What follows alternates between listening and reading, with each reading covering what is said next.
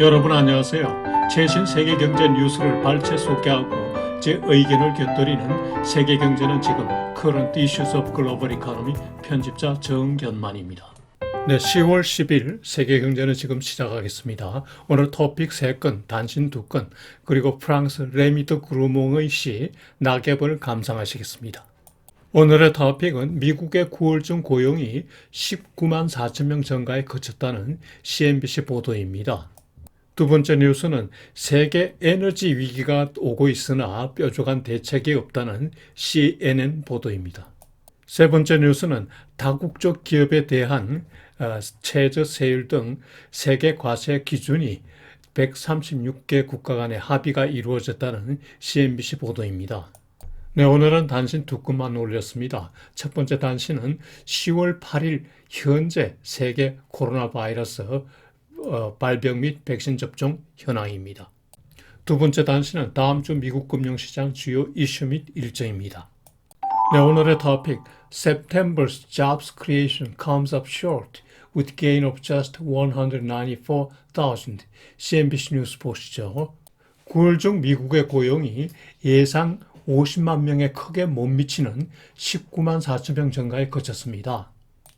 오른쪽 그래프와 같이 최근 연속 2달 고용이 둔화되고 있습니다. 그러나 실업률은 4.8%로 많이 떨어졌는데요. 예상 5.1%보다 더 하락하였습니다. 이는 지난 2020년 2월 1일의 최저입니다. 이처럼 고용 부진에도 실업률이 하락한 이유는 그동안 팬데믹으로 취업을 포기했던 사람들이 일거리를 찾아서 워크포스로 다시 복귀했기 때문입니다. 그러나 아직 취업은 못하고요. 즉 분자는 같은데 분모가 커져서 실업률이 떨어진 것입니다.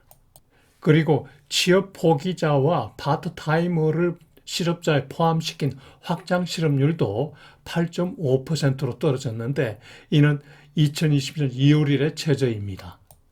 산업 부문별로 보면은 여가 및 접대업에서 7만 4천 명 고용 증가, 전문 서비스업이 6만 명 고용 증가, 소매 판매업은 5만 6천 명 고용 증가가 있었습니다. 그 외에 대략 다 증가했는데 그런데 정부 부문이 12만 3천 명이나 고용 감소했습니다. 정부 부문 고용 감소가 9월 고용 부진의 주 요인이죠.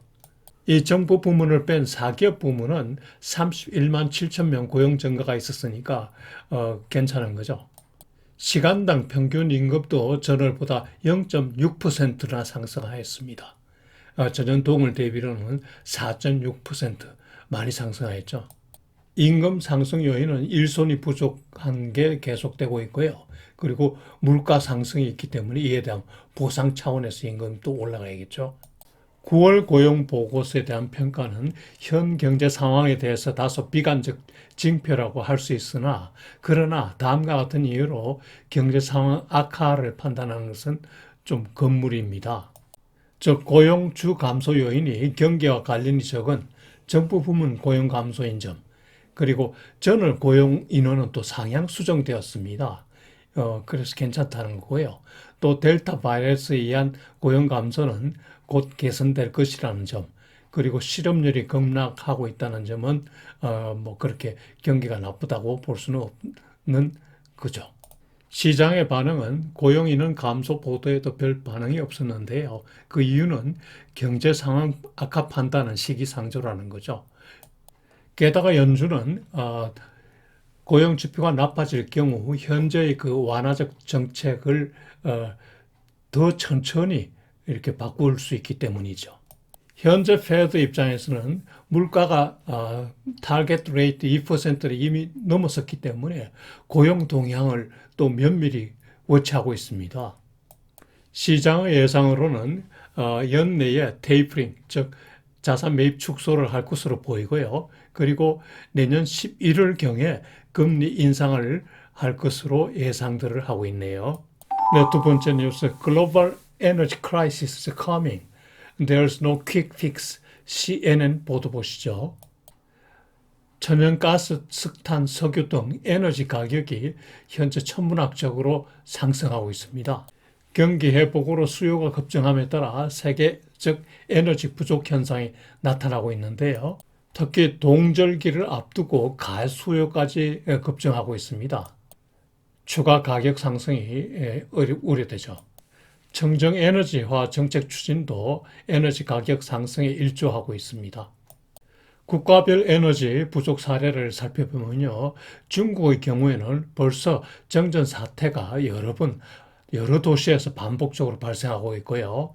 인도의 경우에는 전국 135개 석탄 발전소 중에 63개 발전소가 겨우 2일분의 석탄을 보유하고 있습니다. 따라서 가동 중단 위기에 처해 있고요. 유럽의 경우에 높아진 전기료를 체불한 소비자의 전력 차단 금지를 소비자 단체가 요청하고 있습니다. EU 에너지 장관은 전기료 쇼크는 예상치 못한 위기다. 곧 대책을 내놓겠다 했는데요. 그게 쉽지 않을 것 같습니다. 현재 지역별 천연가스 가격 현황을 보면요. 유럽의 경우에는 배럴당 석유 가격으로 환산해서 230불입니다. 9월 들어서만 130%가 급등하였는데요. 이는 작년 말 대비 8배 이상 가격입니다. 상상 초월이죠. 동남아도 배럴당 204달러 수준인데요. 9월 들어서 85%나 급등하였습니다. 미국의 경우 8월 1에 47% 상승했는데요. 이는 13년 내 최고 가격입니다.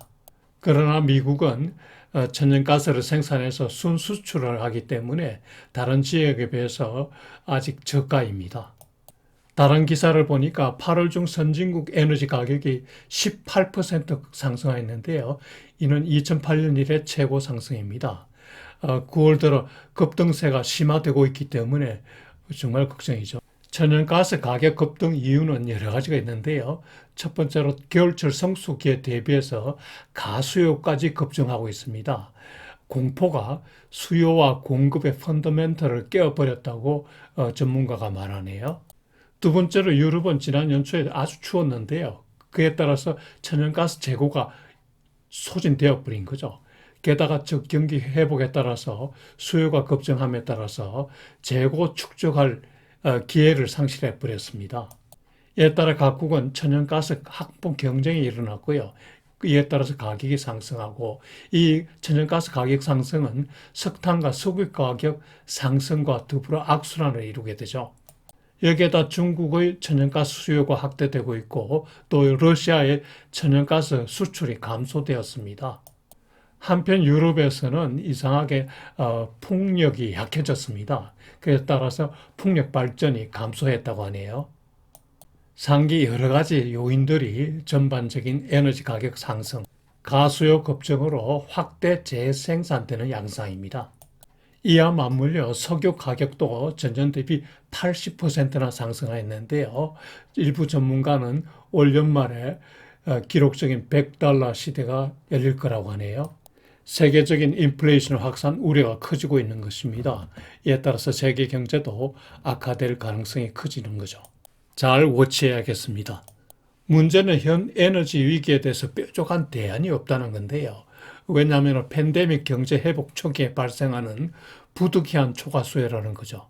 그리고 현 에너지 위기는 기후변화 이벤트와 기술적 문제가 같이 병존한다는 겁니다.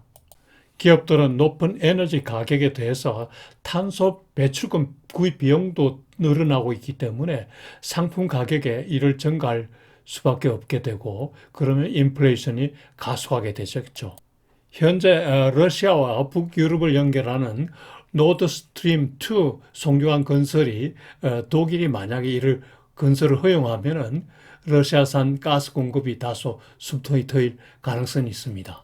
푸틴 러시아 대통령이 유럽 고객의 요구가 있으면 추가 공급 가능하다고 발언하기도 했고요. 현재 영국의 에너지 위기가 정말 심각한데요. 영국은 천연가스 의존도가 높습니다. 천연가스 저장 시설도 부족해서 수요 공급 버퍼 역할도 제대로 못하고 있고요. 무엇보다 프랑스와의 에너지 공급 라인이 지금 훼손되고 있습니다. 영국은 전력 수의 10%를 프랑스에서 수입했었는데요. 브렉시트 이후에 관계가 많이 소원해졌죠. 가계에 전력을 공급하기 위해서 공장 가동 중단도 고려 중이라고 하네요. 오른쪽 그래프는 영국, 독일, 프랑스의 전력요금 비교입니다. 최근 2달 동안 영국의 전력요금이 스카이라케팅 하는 게 보이죠. 원자력 발전소 건설 주장이 제기되는 것도 이상하지 않죠. 에너지 가격이 급등하면 소비 지출이 타격받게 되고 기업 생산 활동도 저해되죠. 경제 회복이 지연될 소지도 커졌습니다. 재생에너지 생산 확대를 추진하고 있지만은 기술적, 기후적 한계가 있다고 하네요. 풍력, 태양광 발전 전력이 공장용으로 부적합한 사례가 자꾸 나온다 하네요.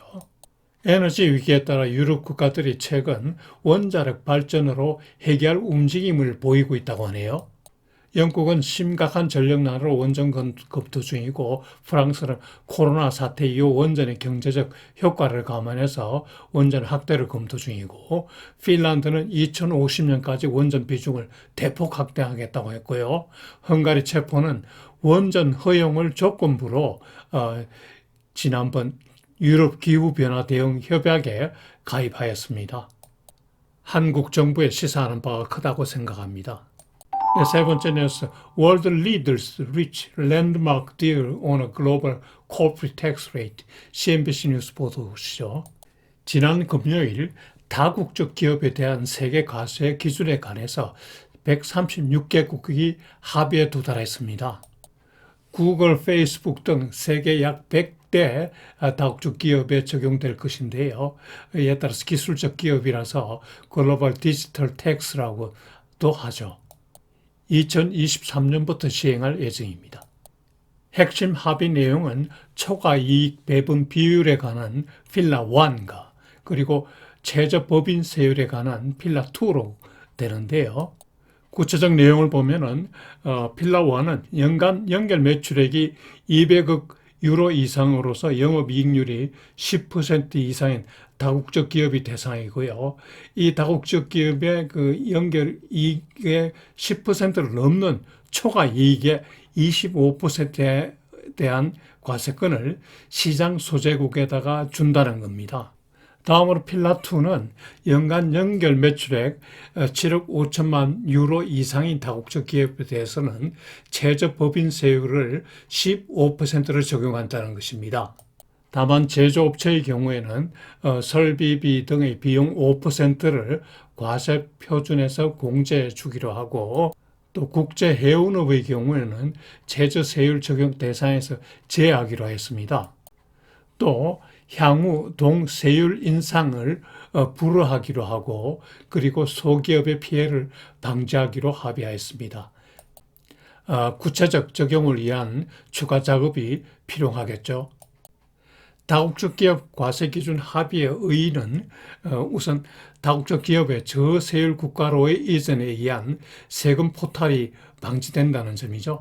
그리고 기업 본부 소재지가 아닌 영업활동 및 이익 창출 국가에 대한 세금 납부가 명시된 점. 그리고 2012년부터 꾸준히 얘기가 되어 오던 다국적 기업에 대한 국제 저세 기준이 이번에 설정을 매듭을 지었다는 점이죠. 그동안 저세율 국가, 예를 들면 아일랜드, 헝가리, 에스토니아 등의 그 반대가 많았는데요. 이번에 합의가 됐게 됐죠. 국가별로 법인 세율이 많이 차이가 나는데 이번에 각 국가별의 그 공조가 이루어진 것도 특징입니다. 옐런 재무장관은 한 세대에 한 번 있는 세계적 경제 합의라고까지 얘기하네요. 바이든 대통령 공약 사업 이행의 일환이기도 합니다.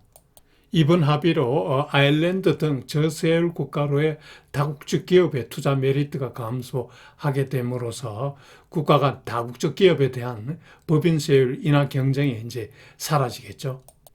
그리고 많은 국가는 이번에 이제 팬데믹 대응 추가 재원 확보가 가능하게 됐죠. 세금 거둘 수 있으니까요.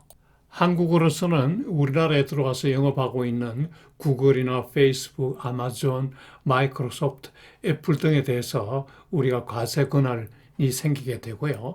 한편 한국 기업 중에서는 삼성전자와 SK하이닉스가 해당될 것으로 보이는데요. 이들 기업은 이제 국내에서 내는 세금의 일부를 영업 현지 국가에 납부할 야 하죠. 이번 합의는 2022년 말까지 참가국의 비준을 거쳐서 2023년부터 시행할 계획으로 있습니다. 네, 오늘 첫 번째 단신, 한국 시간으로 10월 9일 오전 현재 세계 코로나 바이러스 발병 및 백신 접종 현황입니다. 세계 확진자 수는 2억 3,659만 9천 명으로 전주 대비 1.3% 증가했고요. 사망자 수는 483만 1,486명으로 전주 대비 1.1% 증가했습니다. 세계 백신 접종자 수는 62억 6,244만 5천 명으로 전주 대비 1.9% 증가했습니다. 확진자와 사망자 증가세가 현상을 유지하네요. 탑20 국가별 순위도 지난주와 같이 미국, 인도, 브라질, 영국, 러시아, 터키, 프랑스, 이란, 아르헨티나, 스페인, 콜롬비아, 이탈리아 순입니다. 네, 두 번째 단신, 다음 주 미국 금융시장 주요 이슈 및 나열을 보시죠. 지난 2주간 미국 금융시장은 변동성이 참 컸었는데요. 다음 주에는 변동성이 다소 완화될 것으로 예상됩니다. 3분기 실적이 은행주부터 시작해서 발표가 되는데요. 기업 실적은 작년 3분기 대비 27.6% 증가할 것으로 예상되고 있습니다. 2010년 이래 세 번째 높은 수준이라는데요. 정말 높군요. 예상대로 좋은 실적이 나오면 호재가 되겠죠. 그동안 큰 이슈였던 정부 부채 한도 문제는 12월까지는 일단 이연된 상태고요. 그 외 이슈로는 에너지 가격 상승 지속 여부, 그리고 신규 수납수당 청구자 수 목요일 발표되는요. 그리고 델타 바이러스 동향 등이 워치 대상이 되겠죠. 네, 요일별 일정은 표를 참고해 주시기 바랍니다. 네, 여러분 어제 한글날이었죠. 세계 최고 문자 한글을 창제하신 세종대왕님께 감사드리며 그리고 다음 한 주도 여러분 즐겁고 보람차게 지내시기 바랍니다. 여러분 안녕히 계십시오.